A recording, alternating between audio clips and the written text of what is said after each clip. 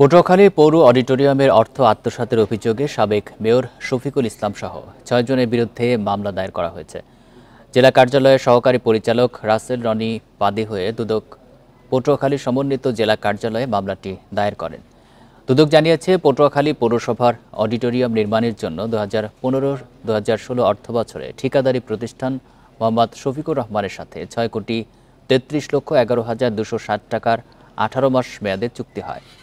তবে নথিপত্র পর্যালোচনা করে দেখা যায়, অডিটোরিয়াম নির্মাণ বাবদ ঠিকাদারি প্রতিষ্ঠানকে মোট 5,03,00,000 টাকা বিল পরিশোধ করা হয়। তবে 3,50,85,930 টাকার কাজ সম্পন্ন হয়েছে।